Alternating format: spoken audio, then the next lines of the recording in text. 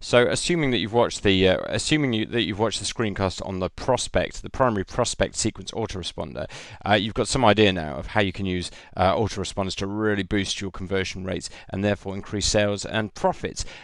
So, why only have one prospect sequence autoresponder when you can have a number of them if you wish? So, on this screen, you can create your additional prospect sequence autoresponders. So again, these are for people that they're not customers of yours or anything. These are for people who are just people coming to your website, and you might have a number of websites. You might have things like squeeze pages where you're just where the sole focus of the page is to get people to sign up to your autoresponder as a kind of lead generation rather than a sales website.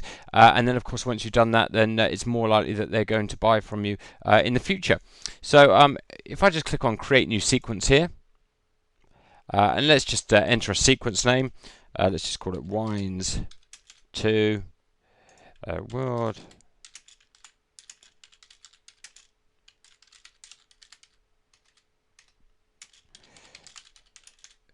Sequence 2.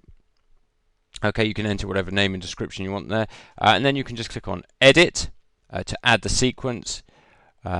So let's just say this is for say we were going to use this for our World of Wines website. Then maybe, I don't know, maybe you'd set up a squeeze page all about vintage wines, and you put on there, enter your first name and your email address. I'm going to send you all these details about the different types of vintage wines and what it means for a vintage wine, this kind of thing. Yeah. So let's just put for the initial email, just put what is the best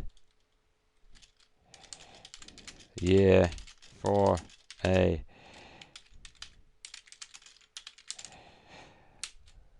claret. What is the best year for a vintage claret? This might be our first one, and we'd put our HTML message in here. That's just a quick example. So you put your information in there. This is just the first email. Click on Save Changes. So this is that's the primary. That's the first email which is sent when they join the sequence. And then of course you can add another one. I'll just put. And of course you'd put your you put your HTML in there. Obviously, I'm not actually writing proper emails here, but and you could put a text version in there and what have you.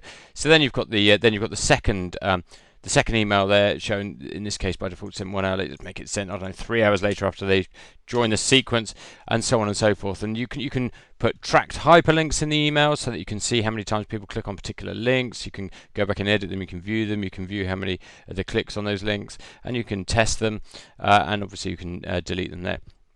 So that's how you set up additional prospect sequence autoresponders. If I just go back here, going back to this screen here, and you can have a whole load of them down here. You click on here and it gives you the code for your website. So you just paste that in, you change the URLs to your own URLs, and paste that onto your web page. And you can edit the sequence, and of course you can delete the entire sequence as well.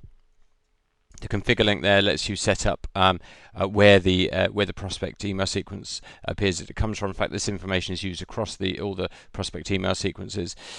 So that's how you can do it. And so, as I mentioned, so you don't just need to have one. You're not restricted to just having one prospect sequence autoresponder. You can have a whole number of them driving. Great for lead generation, great for converting leads and prospects to customers.